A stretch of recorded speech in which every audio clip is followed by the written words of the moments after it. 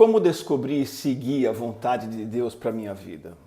Como conciliar os planos de Deus com o meu planejamento pessoal? É possível tomar decisões alinhadas com a vontade de Deus? Como fazer isso? São perguntas que toda pessoa que acredita em Deus costuma fazer ou deve fazer.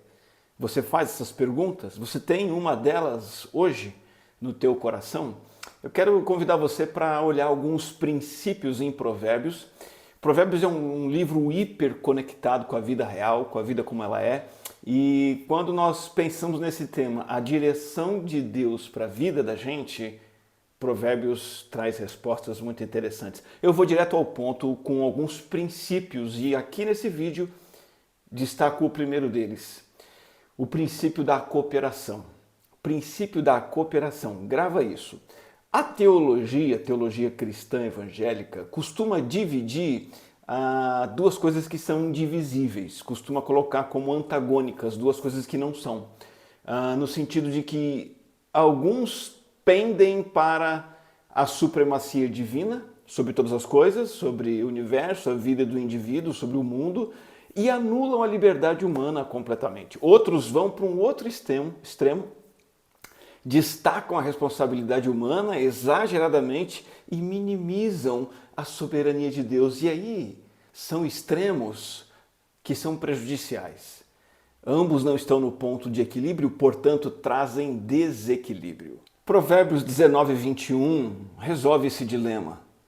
Muitos são os planos no coração do homem, mas o que prevalece é o propósito do Senhor. Então, sobre os propósitos de Deus e os nossos, como eles se harmonizam, aqui nós temos uma resposta. A soberania de Deus e a liberdade humana se harmonizam, há uma simbiose. A simbiose é aquela relação íntima e duradoura entre organismos e é isso que acontece.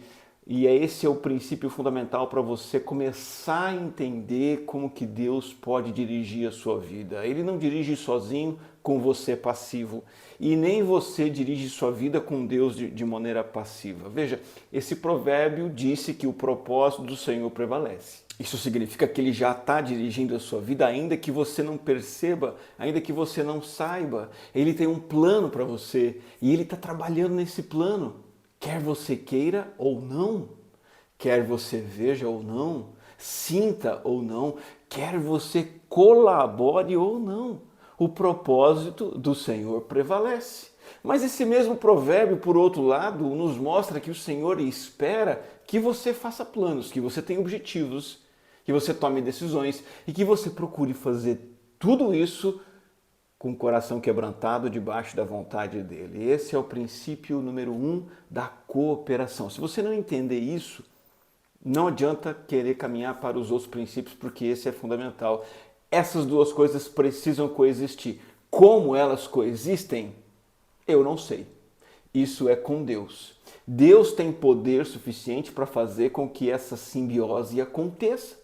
Até mesmo quando nós somos imaturos, rebeldes e até mesmo quando somos maus. Veja, no livro de Gênesis, o que a gente percebe? Os propósitos benevolentes do Senhor se cumprindo, ainda que aqueles que Deus escolheu, não era qualquer um não, os escolhidos por Deus, Abraão, Isaac, Jacó e por aí vai, ainda que essas pessoas tenham sido muitas vezes rebeldes contra Deus, ao mesmo tempo, nada frustrou o plano de Deus, que era formar a nação de Israel.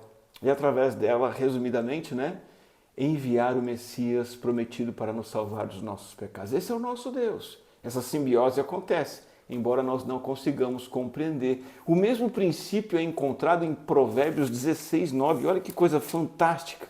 O texto diz assim: em seu coração o homem planeja o seu caminho, mas o Senhor determina os seus passos. O ser humano é livre e responsável pelo que faz, tanto quanto tudo já está determinado por Deus. A pessoa faz os seus planos.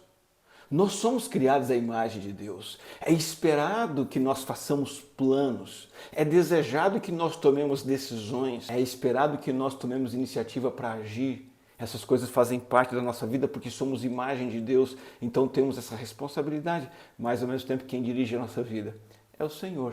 Deus continua exercendo o controle soberano sobre tudo o que acontece conosco.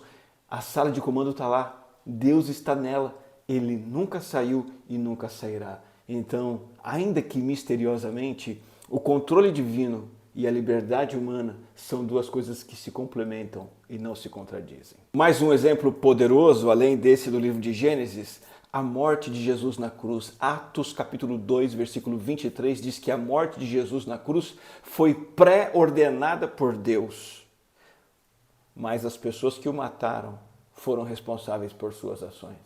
Consegue explicar esse negócio? Consegue desatar esse nó? Eu não, nem você. De forma misteriosa, cada um de nossos passos faz parte do plano soberano de Deus. E antes que você tire conclusões precipitadas, me permita compartilhar com você que essa realidade misteriosa para nós tem implicações que são, na verdade, maravilhosas. Primeira, eu vou te dar 5 implicações maravilhosas. Primeira, isso é um grande encorajamento e um incentivo para você ter iniciativa em relação à sua vida.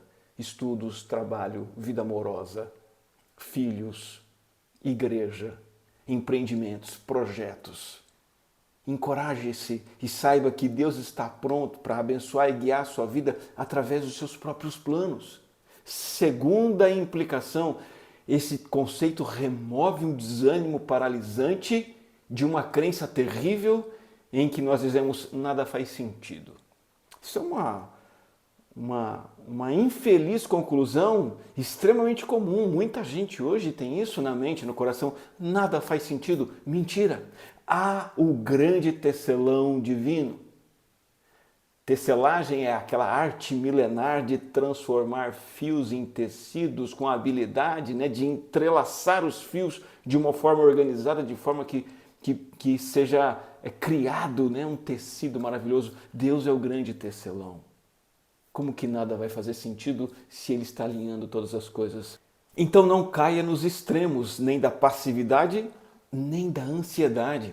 A passividade é aquela atitude de quem focaliza apenas a soberania de Deus. Não, Deus vai agir, Deus vai realizar, Deus vai converter, Deus vai fazer prosperar. E eu fico passivo, esperando. Deus não vai fazer nada. Ao mesmo tempo, o perigo da ansiedade em que eu focalizo apenas na minha responsabilidade. Eu tenho que evangelizar, eu tenho que ganhar o meu dinheiro, eu que tenho que empreender e realizar, e toda essa carga é minha.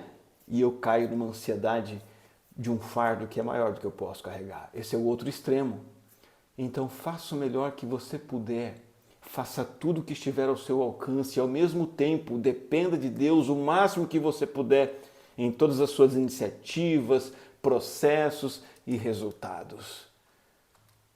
Terceiro princípio, terceira implicação dessa verdade, isso te leva a buscar um alinhamento pessoal com a vontade revelada por Deus na palavra. Alguns veem de maneira perversa esse princípio e dizem assim, se eu pecar, então quer dizer que Deus previu que eu pecasse? Isso é bobagem, isso é uma interpretação diabólica desse conceito.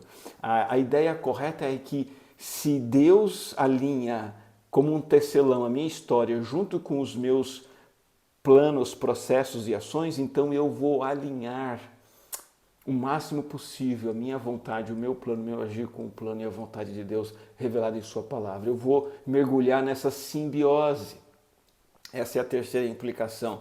Quarta implicação, você tem um consolo inefável de saber que se você falhar, Deus tecerá até mesmo as suas falhas dentro do plano que Ele traçou para você. Deus é todo poderoso, plenamente bondoso, sábio, e por isso Ele sempre fará o melhor para a sua vida.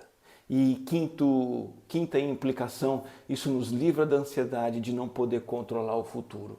Ou seja, nos livra do medo do futuro, porque eu sei que tudo está nas mãos desse grande tecelão. À medida que eu faço a minha parte, à medida que eu me envolvo, à medida que eu participo. Então, primeiro princípio é esse, meu querido, minha querida, o princípio da cooperação, da simbiose. Louve ao Senhor agora. Ele tem todo o poder. Ele tem justiça o suficiente, pode crer nisso. Ele é suficientemente bondoso para guiar a sua vida. Então deixe esse consolo preencher teu coração, esse contentamento, essa paz e essa motivação e essa iniciativa de saber que Deus está guiando tudo junto com você e de forma misteriosa e incompreensível Ele faz isso e a história de Deus vai se cumprir. Agradeça, curve-se diante de Deus em adoração por essa realidade fantástica, incompreensível. E aí você precisa então aprender como fazer isso, entendendo que há essa cooperação. Como que você pode alinhar os seus planos e suas ações àquilo que esse grande tecelão está fazendo? Eu convido você a conferir isso no segundo princípio de Provérbios, que é o princípio da identidade. Eu quero conversar sobre ele com você no próximo vídeo. Eu queria que você deixasse aqui nos comentários a sua pergunta, a sua dúvida, o seu acréscimo, a sua observação e talvez algo possa ter ficado não tão claro para você. Escreva aí, escreva o que você entendeu também. Aproveita para deixar seu like, se inscrever nesse canal, compartilhar essa mensagem com bastante gente e até o próximo vídeo sobre esse tema de como descobrir e fazer a vontade de Deus.